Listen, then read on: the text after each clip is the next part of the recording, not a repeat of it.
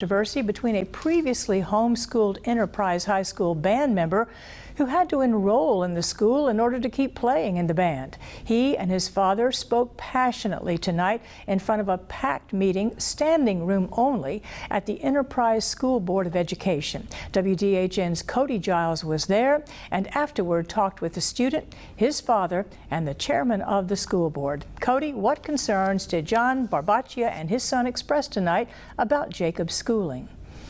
Amanda, the worry is that students are not allowed to participate in non-sports related extracurricular activities while being homeschooled, especially since the Tebow rule has allowed it for sports in the past.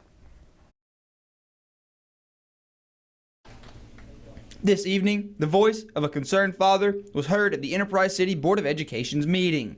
John Barbaccia has homeschooled his son, who has many talents, and playing musical instruments is one of them. Jacob Barbaccia has been a member of the Enterprise High School band, but school officials say he must be enrolled full-time as a student to take part in extracurricular activities. But this hasn't been the case, as Enterprise City Schools previously had let a homeschooled student to be a member of the Wildcat football team under the state Tebow rule that allows homeschooled young people to participate in sports, but not band or any other extracurricular activities. And the Barbaccia family doesn't think this is fair. Every child should have the same right to participate. We all pay taxes in the same community that fund the schools.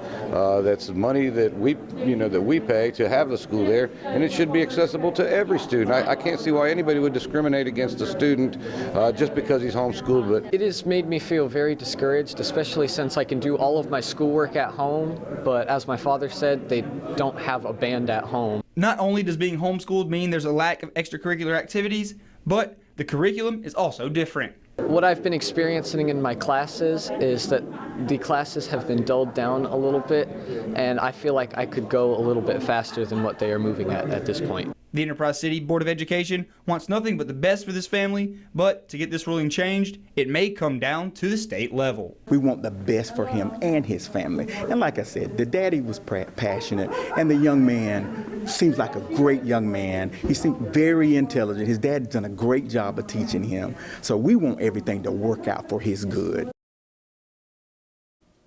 The Barbaccia family asked the public to reach out to their local elected officials and to state legislatures if they want to express concerns about equal rights for homeschooled students. All right, Cody.